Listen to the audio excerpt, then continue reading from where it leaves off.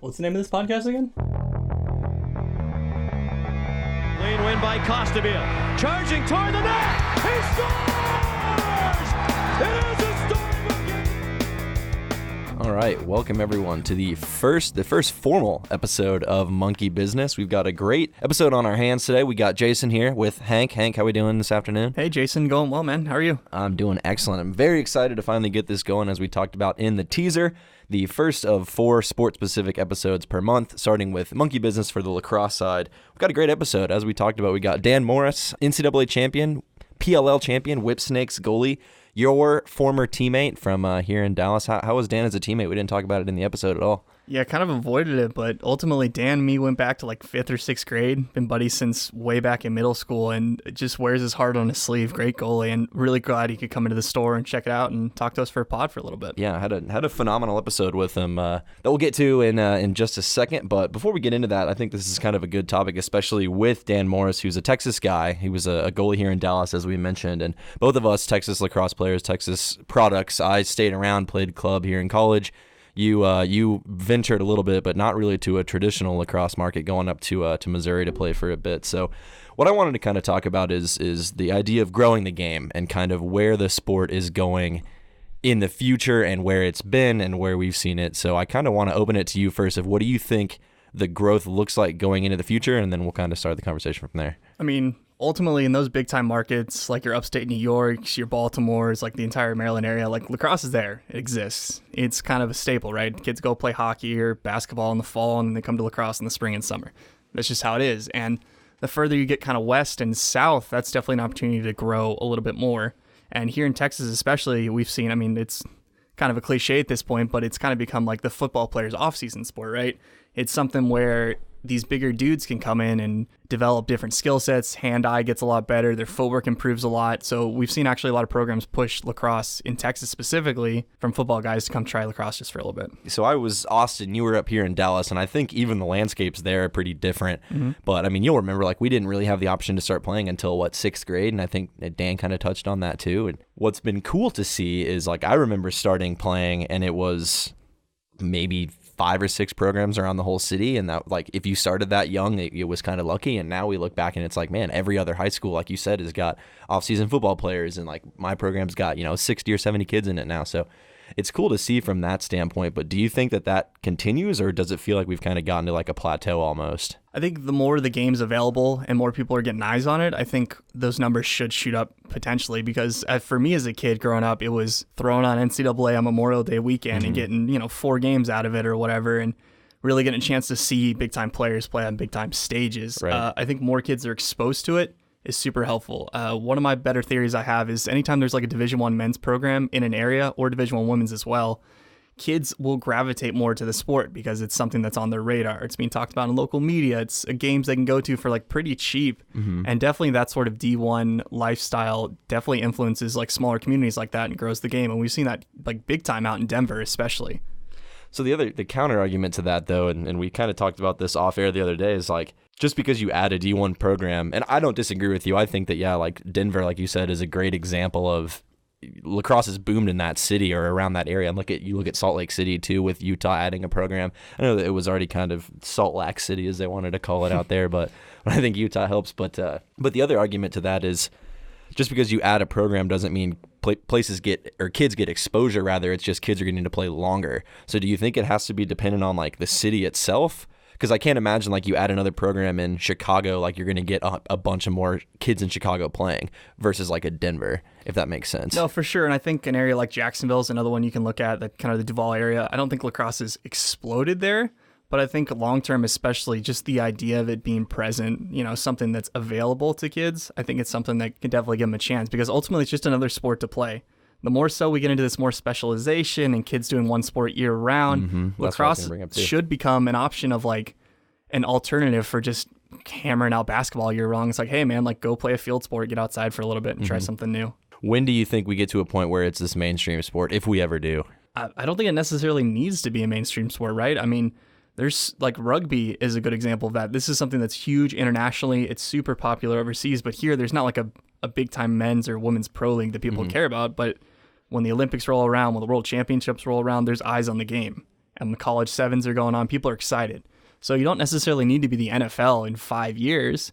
You can kind of enjoy being that niche sport, build up that base, and slowly over time kind of focus on becoming a little bit more mainstream long term. The game is pretty broken up right now. Like it's definitely on the East Coast. Obviously, like you said, it's rooted there, and the MLL has brought teams kind of all around. Denver obviously has the Outlaws. Dallas, we got the Rattlers that hopefully get to stick around for a bit longer. And the PLL, they made their argument of, hey, we're going to go to all these places that don't have lacrosse. And then we kind of laughed that then when they announced their year one schedule, it was Boston, Philly, they went up to Cornell, they went to Albany, all these places like, oh yeah, these non-hot lacrosse markets like Boston.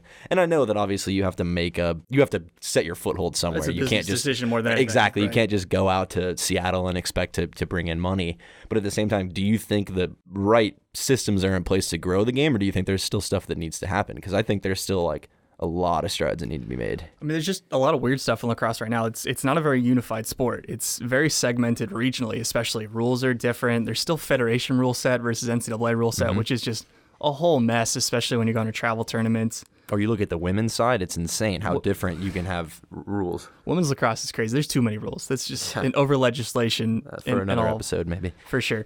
But yeah, I think it's just fragmented. Rule set's weird. I think when kids can start is kind of weird. I think especially something we've seen in Texas that's been tough is different grade levels are playing against each other, where kids, it's not like in Canada hockey where it's based on your birth year, it's based on your school year.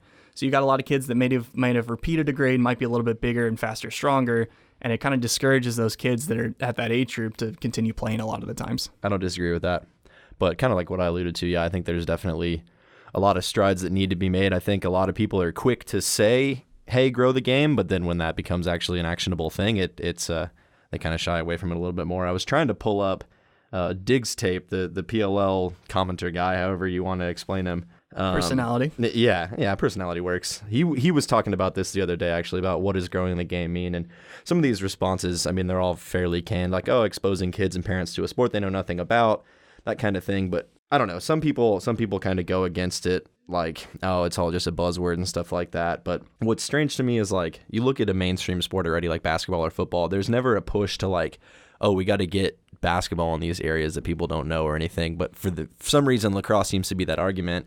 And I've noticed people got on, and one guy was like, oh, as a golf fan, like, give it up kind of thing. Like, hey, it's hard to grow this sport, especially that has so many barriers to get into. So definitely curious to see kind of how people actually want to keep going into this. But I think that again segments well into our interview with Dan, if you have any closing thoughts about it. No, I just think it's going to be interesting to see where the game goes here in the next 10 years. I mean, potentially could see another slump, but I think the more college lacrosse becomes more prevalent, I think the more people are going to care about the game, and you're going to see more of an increase in numbers. I think definitely back in like 2012 is definitely when the game really started to hit its stride, and I think we can hope for that moving forward once again.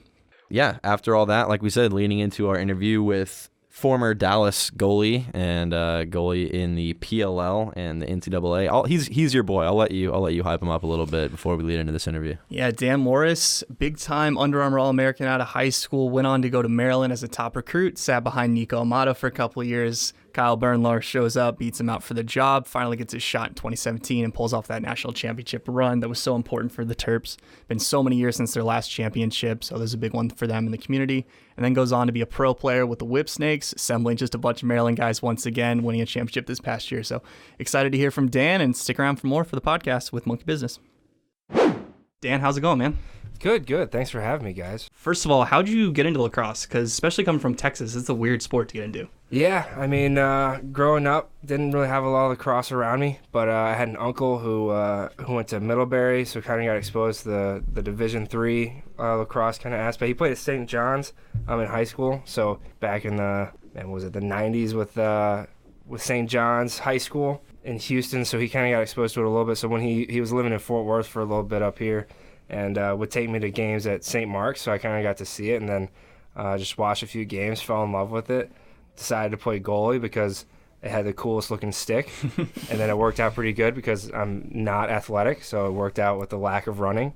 But yeah, just kind of went in there, and then the earliest you could start here when I was growing up was like 5th grade. Mm-hmm. So 5th grade, got put on my first team, and just kept playing ever since. Going more into like goalie, it's like literally just gear. You're like, I like the big head. Give me that. Yeah, I mean, the first time I watched it. I was like, oh, that one's different. Like that big head's different. And I was like, oh, what's like with the big circle around the goal? Like this looks very cool. I want to do that. And then so we went to I don't even remember. It's not a lacrosse store that exists anymore. It's like the one spot in Texas where you can like get stuff at the time. And I got a Brian Money head, and I was like, wow. oh, this dollar sign is legit. Like, this dollar sign makes me so cool. So I had the Brian Money with like a Brian Ignite shaft, like their lowest grade one. Yeah, probably weighed a ton. Oh yeah, so heavy, so heavy. And I think I played with that through like 7th grade. I finally got a new stick after that. When you soaked your first shot in the leg, did you think like, man, the big head's not worth it, or were you like, nah, I'm all for it? Well, at first I was like, wow, that sucks. Like that hurt. Right. But then I was like, wait a minute. I was like, if the ladies like scars, they'll probably like bruises too, right? So I'm like, oh, this is legit. Like I'm okay with this. Like, Can you confirm? Did the ladies like the bruises too, or was it just scars? Not early on. I got a girlfriend in college that I'm still with, but yeah, not in the middle school days. They come around. Yeah. It all worked out. You weren't the youth goalie wearing the goalie pants or shin guards, were Oh you? no. I wore just your standard chest pad, gloves, helmet, cup, no shin guards.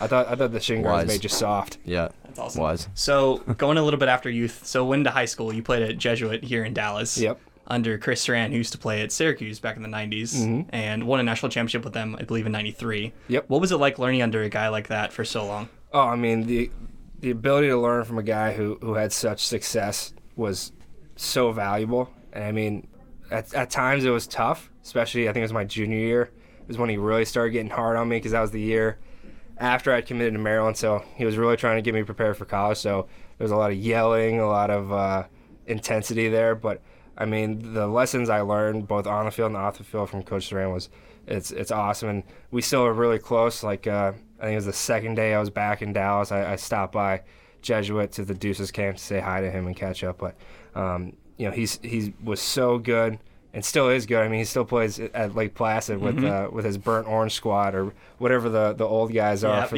Syracuse. The old Cuse guys. But I mean, he's still got it. And you know, he had such success. Won a championship in '93, which I think was his senior year. But you know, he was awesome to have as a coach throughout my high school career. And then going off of that as well from high school, you had a guy that played with you at the goalie position, Christian Carson Bannister, that went on to be a pretty big deal himself at the NCAA level. What was it like playing with a goalie when the same age as you who has gone on to be like almost just as successful, you could say, at the next level as well? No, absolutely. So CB and CB's my best friend. We try and hang out as much as we can. We live in different states now, but so CB and I first started playing together in 8th grade, and I was not a big fan of his at the time, so I was like, who is this kid coming in and trying to steal my spot? But I mean, as we got closer as friends and as teammates, like, you know, I got the majority of the minutes in high school, but I mean, CB was always there pushing me to get better, pushed me to be a better teammate, and I learned really how to be a really good teammate from him because he never let, lack of playing time get him down. He just kept working as hard as he could to better himself. And I think it's a lesson that I carried on into college when I was in the backup role for 3 years out of my 5 in college, was just working as hard as you can is never a bad thing because it's either you're going to push the starter to get better and then you'll end up blowing teams out more, which case will lead to your playing time as a backup. Right. Or if the starter doesn't get better, then you're going to leap him. And I think that's a lesson I learned from CB, but you know, he was a great teammate to have. We always talk about GST, goalies stick together. But no, he's awesome, and we've been best friends. And then, I mean, in college, he was a 4-year starter at BU. I mean, I sat on the bench for 3 years before I got my first start in 2017. And he had a crazy good career. I mean, his freshman year, they played Duke, and he had the most saves in a single game that season. Yeah. He had like 24 saves against Duke. 25 against Duke, yeah. We looked up the stats earlier this week. He saw 54 shots that game. Yeah, crazy. And I mean, the way that he got to take that program from a first-year program to like a legitimate NCAA playoff contender was so cool to see, and to have him, you know, go through that adversity in high school, to see that in college, and then getting picked up by the Rattlers in the supplemental draft and playing pro for our hometown it's so cool, and I'm so happy for him. You know, it was, and I think that relationship that we built in high school really led to success for both of us. For sure, man. So talking about that, so you transition, you go from Texas, you know, big time recruit, you're like the number 2 or 3 goalie in the class, I think. And you go to Maryland, and Nico Amato's sitting right there. and you have to take a redshirt year. What's going through your mind through that whole process? What was that like for you? Yeah, well, luckily I kind of had that. I kind of knew what was coming. So when I committed as a sophomore in like November. So I'd only played like one full season, but I was watching Maryland games the whole time, and I saw Nico, and I started doing math. I was like, all right, this kid's really, really good. Like, this kid's starting as like a redshirt freshman. I was like, all right, if I'm going to be there in like 3 years, he's going to be a fifth-year senior. I was like, yeah, I'm not seeing the field. So I kind of figured that I would redshirt. And then that's kind of the thing at Maryland. Pretty much every goalie redshirts just because it's such a leap from high school to college in the goalie position, especially at that high of a level. So most kids end up redshirting anyway, so I kind of figured that was coming my way. But I was okay with it. I kind of had this plan. When I committed, my dad told me I had to graduate in 4. At the time, I was going into psychology and was going to get a master's in psychology. So I was like, okay, that's fine. I'll redshirt, finish undergrad in 4, and then start a master's degree in psychology. And then the whole time, I'll just learn how to play at the college level. So I think it was good for me in terms of my lacrosse ability, because I got to spend a year learning our systems and then seeing college level shots, and then playing on scout team, which was great because the guys who I was going against were like Mike Chanenchuk, Joe Lacasio, Brian Cole, all these guys who were wildly successful college and pro players. And I think it really helped me later on was just basically getting peppered by those guys for my whole first year. And school-wise too, it was good because it let me kind of settle into school and not be stressed out about trying to compete for like a starting position. Right. I think the redshirt year was great for me. Was there ever a time in the next 2 years that you thought like, man, I could have gone somewhere else and had more PT, or was it like you always kind of knew end goal was get those last couple of years to get to actually start and play? I think those thoughts definitely crept in a few times, especially that first year when I was on the bench, because I was like, I kind of had this vision. Every kid has this vision of, all right, I'm just gonna wait out this 5th-year guy, and then I'll get 4 years just like he did. But obviously, Kyle Bernlohr ended up being a great goalie in college and then still a great goalie in the pros. But those thoughts definitely crept in, but I kind of got in this mindset of, this is where I want to be. I love Maryland as a school, as a place. So I just kept telling myself, this is where I want to be. I'm going to work hard so that when it's my time, I'm gonna be ready. And that relationship, just like I had a relationship with CB in high school, I kind of had a similar relationship with Kyle Bernlohr in college, where we would push each other and work hard. And Kyle did a great job getting some very low scoring games so that we could be winning by a lot, so I could get some playing time. Yeah. But I think it worked out. I think those thoughts definitely crept in at various points, but I think I made the right decision by staying and waiting it out and getting my chance and taking it. So that summer before you finally got your chance, I guess your redshirt junior year, right? Yep. What was kind of going through your mind? Were you like mentally preparing, like, oh yeah, this is me, I got this, or like what are you thinking going into that process that fall? It was a little like nerve wracking because at one time I'm like, yeah, like I've weighed this out, I've worked hard, I've gotten some experience like with some garbage minutes here and there, so I know what this is, and this is my 4th year in college, so I feel ready. But at the same time, like the legacy of Maryland goalies is like a huge weight. So like I came after. Like Brian Phipps was there, great goalie, All-Americans on Team USA, really good pro. Then Nico came after him, multi-time All-American, went to however many Final Fours, Kelly Award winner, like crazy good, really good pro. Then Kyle, I backed up for 2 years, Kelly Award winner, 2-time All-American, like 2 straight national championship games. So that kind of weight of that pressure of like, oh crap, I gotta like live up to this and like not suck was like pretty nerve-wracking. But I didn't get the accolades that those guys did, but it was still a good time. Not championships are cool, so that was fun. Well, going to that 2017 team, you guys were stacked, dude. Mm-hmm. Matt Rambo, Dylan Maltz, Connor Kelly. Y'all's D-Midi group was incredible that year as well. They were insane. So can you just talk about sort of the personnel you guys had in 2017? We had probably, I think personally, like the best team ever, top to bottom. It was so balanced in the talent. Our starting attack was Matt Rambo, Colin Heacock, Dylan Maltz, all great. And they all played DMC. off each other. Yeah, run DMC. And what was great was they all played off each other really well. Like Colin's this big lefty, can kind of bang with you and then and stroke it from the outside. And then you have Rambo who can kind of do it all. He can have his head up, looking to feed. And then Dylan was the righty who got to kind of be on the inside, do your little C cuts.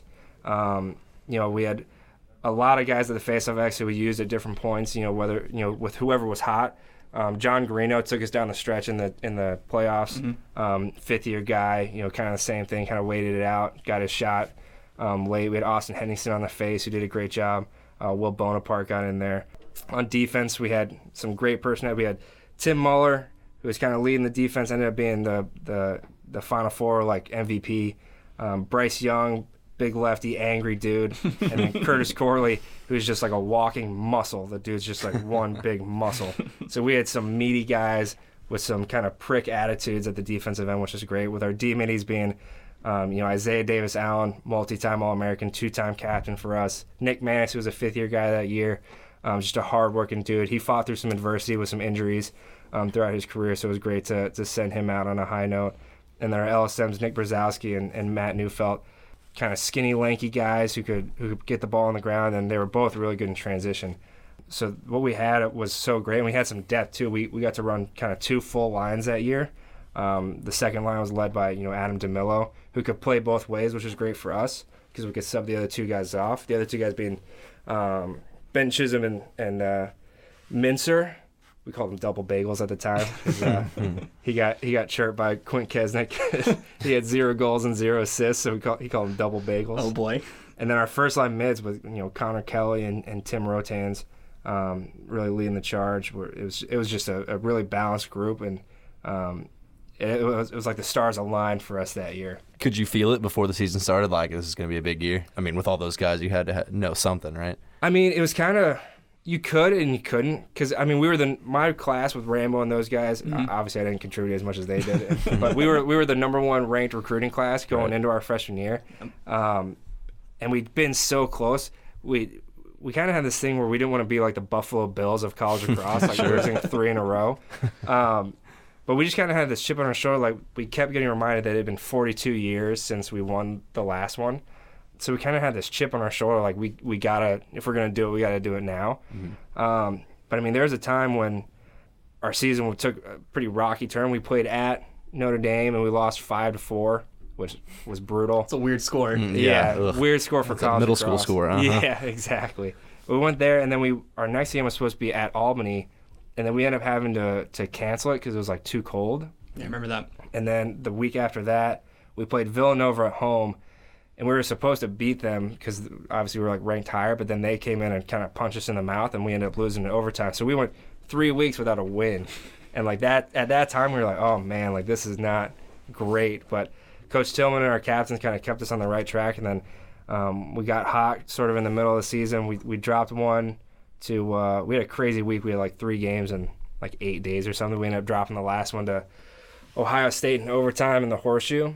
But then we got hot towards the end and kept it going through Big Tens and then the NCAA tournament. So I think once the wheels started going, we kind of felt that this was our time, but it definitely wasn't instantaneous. Like, we're definitely going to win this thing from the jump. So that whole tournament run was just crazy for you guys, that 2017. Is it kind of a blur for you now, or do you have vivid memories of the whole process? I mean, I think it's a little bit of both. Like, you have those big moments that you remember, like, clearly, like you could point out like specific details, but I think a lot of it was a little bit of a blur. I mean, it all happened so fast. Like, I mean, our first round game against Bryant, like I remember like certain points of that, but I mean, that's kind of a blur to me. I remember being in Maryland Stadium thinking like this is our last game with that group, getting to play at home. And then the next game we played at Delaware against Albany, and I don't really remember much of that. I remember we scored a lot of goals, but that's about it. I just remember being super excited that we got to go to a Final Four, that I didn't blow that streak.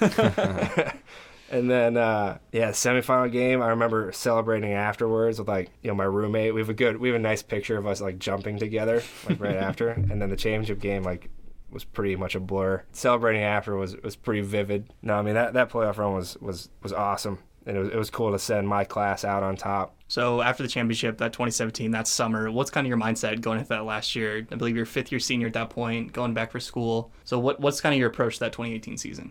Yeah, I mean, 2018 was kind of like we had to kind of shift our way of thinking, because the old way was basically insert how many years it's been since we won a championship. So like that whole mantra of 2017 was like, it's been 42 years, let's break the cycle.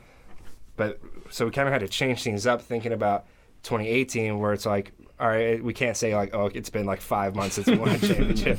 We had to kind of think about it as like, we've now set the bar here. We have to keep meeting that or exceed it, or else it's a failure. But I mean, it was hard because a lot of the people kept telling us who we didn't have. We didn't have Rambo or Colin or Dylan. We didn't have Isaiah. We didn't have Tim Muller. So we kind of had this exceed the bar we set last year, and then kind of hunker down with the guys we do have, to stop focus on who we didn't have and focus on who we did. And that was kind of hard to do because it's kind of like you have this high of winning a championship, and it takes a little bit of time to be like, okay, we need to get another one. So it was definitely a challenge, and we had our ups and downs that season, but ended up making it back to the Final Four in Gillette. But just we had a slow start against Duke, and then they ended up beating us up pretty good, and then that was it for 2018. But it was still a fun year, and it was cool having my 5th year. I was in grad school at the time, which was a change up for sure. Like, I would have to leave practice like for the last 30 minutes to go to night class for 3 hours. Yeah. So it was different, but it was still awesome, and that team had some great players, and a lot of those guys are still at Maryland now doing great things. So after college, did you have a plan at all to play pro lacrosse? Or you're just like, oh, I'll just go get a job, I'll do whatever. What was kind of your mindset after you graduated? I was kind of hoping to play some pro. I just didn't know if like my accolades had, if I had done enough to get drafted. And I was sitting there on draft night. All my buddies on my team who were seniors are getting drafted pretty early. I think Rotan was drafted like 12th, and then we had a couple other guys drafted in like the 20s. So I was like, okay. I was like, if I get drafted, great. If I don't, like, whatever. Yeah, hopefully someone will pick me up. Right. Someone will like retire earlier or something. But I ended up getting picked up 50th by the Lizards. So I was like, sweet, I get to play some. I was like, and I started laughing too because I think I went with my girlfriend to get some frozen yogurt to celebrate because it was like a weeknight, so like you can't really like get crazy. Yeah, the big MLL draft night. Yeah. So I went to go get froyo, and like I was coming back and I just stared laughing. She said, "What are you laughing about?" I was like, I'm like not very athletic, but I get to tell people I'm a professional athlete now. I was just like thinking back of like all these guys who I like grew up with who like shredded big athletes, and I'm like Scott Rogers or something. Yeah. I'm like I get to say I'm a professional athlete, and no one can change that. But I mean, obviously, like professional lacrosse for most guys, like you can't make a living, so I had to kind of come up with a plan for a real job after the summer. But summer of 18, I still had another semester of grad school, so I was like, yeah, just pro athlete, do some coaching back home, and then finish up grad school, figure it out after. Yeah, I remember that summer we were talking, and you told me that you were the best high five giver in the whole league. You're just walking on the field, just everybody, you just grab them all. As a backup going to pros, you got to be good at something. I was the best high fiver. Got a lot of pictures from that high fiving everybody. That's awesome. So we have this new pro lacrosse league now as well that you were also a part of that was decently successful this year, I would say. Yeah. What was it like playing in the PLL and essentially just playing with the whole 2017 Maryland team once again? Yeah, no, I mean, when so the way they did like the dividing of the teams is like we didn't do a draft or anything, so we kind of all got told what team we were on the same day. And my biggest thing was like, okay, I'm going to be in the same city with all my friends like pretty much every week this summer. But if they're not on my team, they're going to be on a different schedule. Like, how much am I going to get to see them? So when the teams got announced that we were basically all Maryland guys, I was so pumped. I was like, yes, it's like college 2.0. I get to hang out with all my buddies. But no, the PLL was awesome. I mean, they did such a great job with like media exposure and the way they treat the players, like giving us health insurance and stuff. They just did such a great job with all that stuff to make it more legitimate. They're basically trying to make it as close to like the NFL or NBA as possible, and I think they did a great job, especially in their first season. But I think it was really cool, especially like with the media exposure, we're reaching like the young audience, so the kids are getting into it. Like just this past week with Christmas, like the social media posts on like Instagram with all the little kids getting all pumped up to get their like PLL gear, for Christmas. Yep. It was so cool to see because like I'd never seen that for lacrosse, and no, it was awesome. Getting to travel around the different cities was cool. I got to luckily. Couple of the cities we went to, I had family in, so I got to see some family. So it was cool. It was tiring to travel to a different place every week, but it was a ton of fun. And I rode the bench all the way to another championship, which was awesome. Get to add a ring to my fingers. Hey But man, that resume's looking pretty good now. Right? my team accolades are pretty nice. 20 years from now, you don't have to tell people you rode the bench. Like, Yeah. I got another championship. I pulled up the video of Brian Scalabrine after they won in 08, and the one guy was like, so how does it feel to play like 0 minutes in this whole series? And he's like, you know what? 5 years from now, you're not going to remember I didn't play. Yeah. 10 years from now, I'm going to tell people I started. 20 years from now, I'm going to tell them I was the MVP. Yeah, tell my grandkids, finals MVP. I was like, I'm going to do the same thing. Absolutely, you have to. Scalabrine's my guy. So last big playing lacrosse thing. So in 2018, you got a kind of a unique situation where you got to play with the Philippine national team at World Lacrosse Championship. What was that like to represent a whole nation in a lacrosse environment? Yeah, no, that was being able to play for the Philippines was so cool. My grandparents were both born and raised in the Philippines. They didn't know each other while they were in the Philippines, and they both immigrated to the States separately. They ended up meeting on a blind date while wow. Yeah, super crazy. So my grandfather was in his residency. He was a surgeon. My grandmother was a nurse, and they got set up on a blind date with some mutual friends. But it was really cool to be able to represent where my family had come from, at least half of my family, because I'm half Filipino, half white. Yeah, it was so cool to be able to represent the whole Philippines, and being able to go to Israel was really cool because I don't think I'd ever go to Israel if I didn't have a chance to play in something there. So it was cool to go to a different country, represent some of my heritage, and we ended up doing pretty well. I mean, they ranked us 50th going into it because that's just when we got our, I don't even know, certification. Approval or whatever. Yeah, approval. Yeah.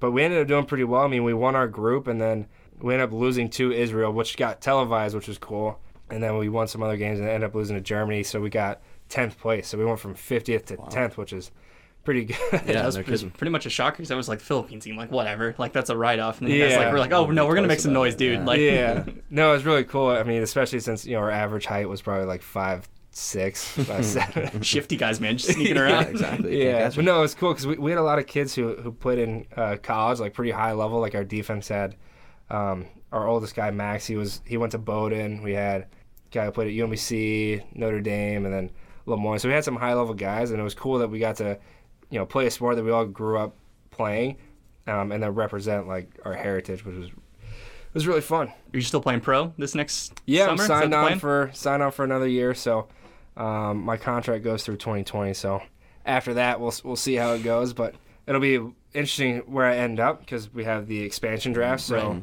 It's not a for sure that I'll be with the Whipsnakes. I'd love to still be with them because it's obviously all my buddies. But we'll see where I am and how we do. But I'll be in the league. Just I don't know who I'll be with.